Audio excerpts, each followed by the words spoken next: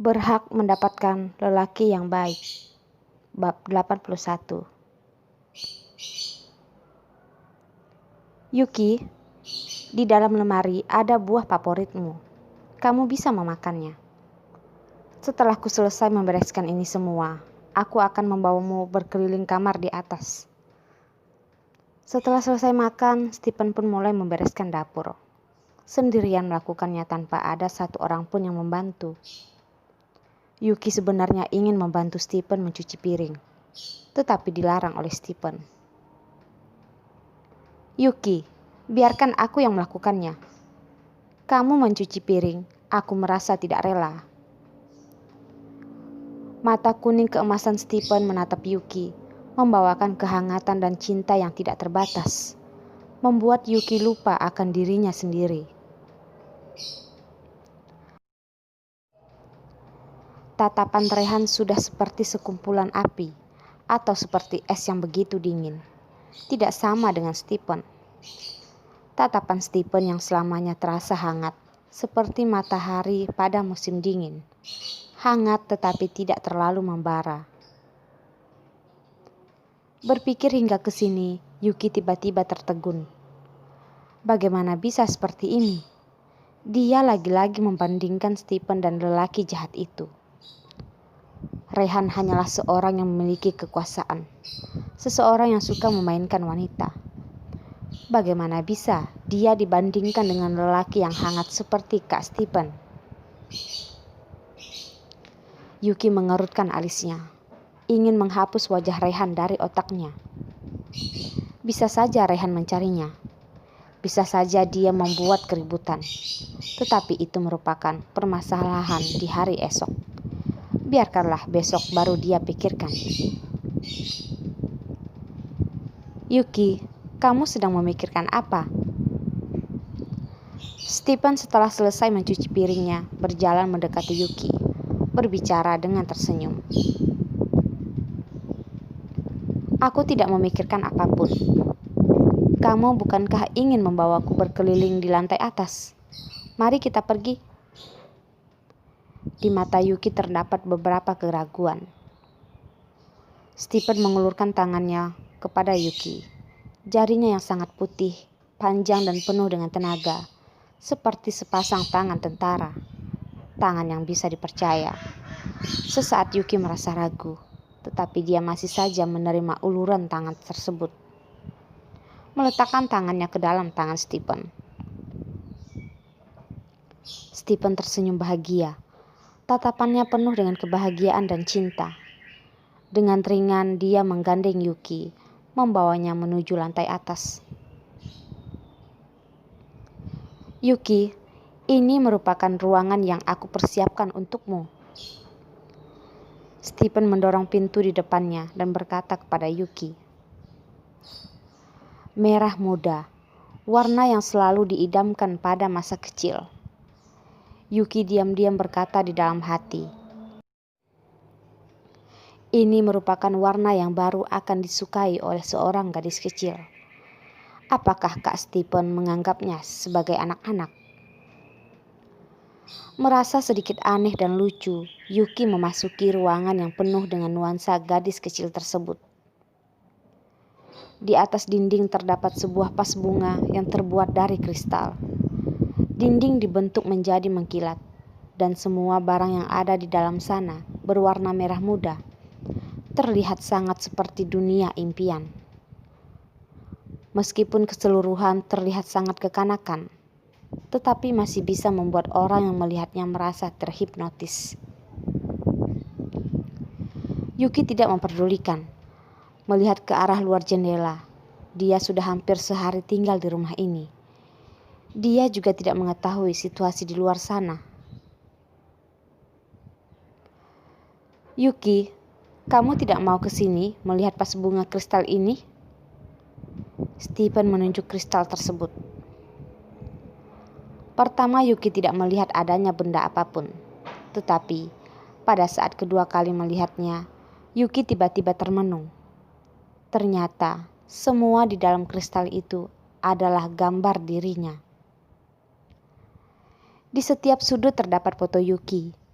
mulai dari saat dia masih kecil hingga dia beranjak dewasa. Yuki terdiam sesaat. Kak Stephen, apakah ini lukisanku? Meskipun mengetahui bahwa lukisan itu benar adalah dirinya, tetapi dia masih saja tidak bisa mempercayainya. Wajah Stephen menampilkan senyuman yang sangat indah. Benar Yuki, lukisan di atas sini semua adalah dirimu. 3 tahun yang lalu, ketika kamu menghilang dan aku tidak bisa menemukanmu dimanapun. Ketika aku merindukanmu, aku akan melukis dirimu. Aku takut, jika aku tidak melukisnya, aku akan perlahan melupakan dirimu. Yuki termenung di tempat.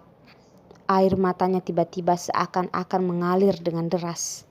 Terlihat jelas bulir-bulir air mata yang sedang berputar di dalam mata indahnya. Kak Stephen, dia hanya berisyak satu kalimat ini. Sama sekali tidak ada kalimat lain lagi yang keluar dari mulutnya.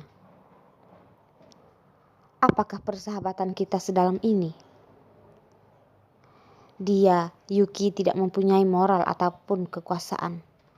Bagaimana bisa Stephen memperlakukannya seperti ini? Pada saat itu, aku selalu khawatir melihat waktu yang selalu berputar. Aku takut aku akan melupakan dirimu. Tetapi sekarang aku menyadarinya. Dulu, hanya akulah yang berpikir terlalu banyak. Aku sama sekali tidak bisa melupakan rupamu. Kak Stephen, air mata Yuki sudah tidak bisa ditahan lagi dan jatuh dengan bebas dari pelupuk matanya. Stephen berjalan ke sebelah Yuki dengan ringan memeluk bahunya. Hari perlahan berubah menjadi gelap. Hari yang bahagia selalu dirasakan terlalu singkat. Sedangkan yang tidak bahagia selalu terasa begitu panjang. Aku harus pergi. Membersihkan matanya, Yuki dengan berat hati berkata kepada Stephen. Yuki, jangan pergi. Aku akan putus dengan Betty. Kita bersama, bagaimana? Stephen memeluk Yuki. Tidak rela melepaskan wanita yang ada di pelukannya itu. Yuki menggigit bibir bawahnya dengan keras, berusaha menahan untuk berkata, iya. Yuki tidak memiliki hak untuk menyetujui Stephen. Dia tidak mempunyai hak untuk menjadi wanita Stephen. Stephen masih tidak mengetahui bahwa Yuki memiliki anak di dalam perutnya, yang bahkan tidak dia ketahui siapa ayahnya. Ditambah lagi, Stephen masih tidak mengetahui kalau Yuki merupakan selingkuhannya Rayhan. Jika kakak Stephen sudah mengetahuinya, apakah dia akan memandang rendah Yuki? Atau dia akan seperti Rayhan mentertawakannya dan menyindirnya? Tidak boleh. Dia tidak boleh membiarkan Stephen mengetahuinya. Dia bersedia menjadi perempuan seperti di dalam ingatan Stephen 3 tahun yang lalu. Berharap di dalam hati Stephen, Yuki selalu menjadi perempuan yang lugu dan polos. Sombong seperti layaknya Tuan Putri. Memiliki senyuman yang polos. Tidak Kak Stephen, itu tidak boleh, kata Yuki. Apakah kamu tidak bersedia putus dari Rayhan? Yuki, aku tahu di hatimu masih ada aku. Aku bisa merasakannya. Bisakah kita bersama? Suara Stephen terdengar seperti memaksa. Aku sangat mencintainya. Aku tidak bisa berpisah dengannya. Yuki menggigit erat bibir bawahnya. Dia merasakan rasa sakit setelah berkata seperti itu. Stephen memegang kedua lengan Yuki di antara Stephen dan Rayhan. Yuki lebih memilih Rayhan dan menyerah terhadap Stephen. Gagal. Iya, sangat gagal. Tetapi Stephen masih tidak bersedia melepaskan tangan Yuki. Gadis yang selalu dia tunggu-tunggu sekian lama. Dan sekarang berdiri di hadapannya. Bagaimana bisa Stephen begitu mudah melepaskannya? Tidak rela. Sungguh sangat tidak rela. Yuki, bukankah kamu selalu ingin melihat laut? Aku akan mengajakmu pergi melihat laut. Bagaimana? Stephen menahan rasa sakit di hatinya, berusaha untuk tersenyum. Melihat laut? Yuki merasa sedikit aneh. Stephen menarik tangan Yuki menuju jendela, membuka jendela. Angin laut sangat sejuk, meniup tubuhnya terasa sangat nyaman. Pasir pantai yang bersih, dan ternyata hanya ada Yuki dan Stephen. Kak Stephen, aku merasa sangat aneh. Mengapa tidak ada satu orang pun di sekitar sini? Bukankah ini adalah musim berenang? Bodoh, ini adalah pantai pribadi yang aku beli. Tentu saja tidak akan ada orang lain. Yuki merasa seperti akan memuntahkan batu. Dia sudah terbiasa hidup dalam kemiskinan. Dia sudah lupa jika orang yang memiliki banyak uang tentu saja memiliki banyak hak. Yuki, apakah kekasihmu pernah mengajakmu melihat laut? Tidak pernah. Yuki menghentikan suaranya sebentar. Rehan hanyalah tambang emas Yuki. Ombak laut dengan lembut menyapu kaki mereka. Ombak laut yang jauh terlihat sedang menari. Yuki dan Stephen berjalan berdampingan menuju atas pasir pantai. Dalam diam mendengarkan bunyi dari ombak laut. Ini merupakan masa-masa yang sangat membahagiakan. Bahagia sampai terasa tidak terlalu nyata. Yuki diam-diam berdoa di dalam hatinya. Semoga masa-masa ini bisa diperpanjang sedikit lagi. Tiba-tiba, Stephen membuka mulutnya. Yuki, kamu tebak, aku sedang memikirkan apa? Memangnya sedang memikirkan apa? Tanya Yuki. Aku sedang berdoa kepada Tuhan, agar waktu bisa berlalu lebih lama. Suara Stephen terdengar begitu datar, tetapi masih bisa merasakan dari suaranya bahwa dia menyimpan rasa sakit yang mendalam. Yuki melebarkan matanya, melihat Stephen. Telepon Stephen tiba-tiba berbunyi, tetapi Stephen seakan-akan sedang tidak mendengarnya, sama sekali tidak ingin menjawab telepon itu.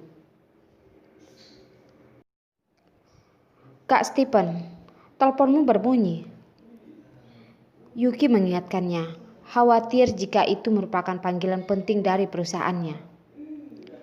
Stephen menatap Yuki sesaat, menghembuskan napas, lalu mengangkat telepon. Stephen, kamu di mana? Mengapa tidak mengangkat teleponku? Sekretaris berkata bahwa kamu sama sekali tidak pergi bekerja. Memangnya kamu pergi kemana? Suara lembut seorang gadis terdengar dari seberang sana. Betty, aku di laut. Di laut? Apakah kamu sendirian? Tidak. Kamu bersama dengan siapa? Suara di seberang sana tiba-tiba berubah menjadi tajam. Benar, Betty. Aku ingin membicarakan satu hal kepadamu. Stephen dengan tegas berkata. Tidak, aku tidak mau dengar. Aku tidak mau dengar. Kamu tidak usah berkata apapun. Aku tidak ingin mendengarnya. Sebelum Stephen menyelesaikan omongannya, Betty sudah memotongnya terlebih dahulu. Stephen mengambil napas, tidak memperdulikan omongan Betty, dan langsung berkata, Betty, mari kita putus. Yuki membuka matanya lebar-lebar, merasa terkejut. Dia tidak salah dengar. Stephen benar-benar demi dia memutuskan hubungan dengan Betty. Dan lagi, Betty merupakan anak emas wali kota Kotase. Dengan bantuan ayahnya, Stephen dapat dengan mudah memperluas bisnisnya di dalam Kotase. Di seberang sana terdengar suara tangisan seorang gadis. Stephen, di mana letak keburukanku? Kamu katakan, aku akan merubah segalanya. Stephen mengeluarkan tatapan menyakitkan, lalu dia berkata, "Tidak, Betty, kamu sangat baik. Hanya aku saja yang tidak baik. Aku mencintai wanita lain." Mencintai wanita lain? Kamu memang pada dasarnya tidak bisa melupakan dia. Suara Betty terdengar sangat marah. Dia pun berkata lagi, "Rumahmu yang berada di daerah pantai, mengapa tidak pernah sekalipun mengajakku ke sana? Sebenarnya ada rahasia apa di dalamnya?"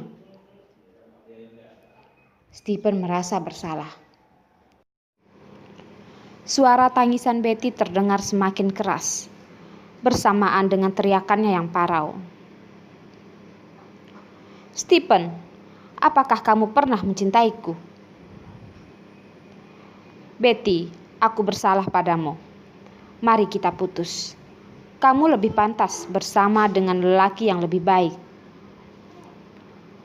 Bola mata Stephen penuh dengan rasa sakit. Tubuhnya juga sedikit bergetar. Ternyata bukanlah hal yang mudah untuk putus dengan Betty. "Stephen, bagaimana bisa kamu memperlakukanku seperti ini? Di dalam perutku sudah ada anakmu." Betty berteriak frustasi.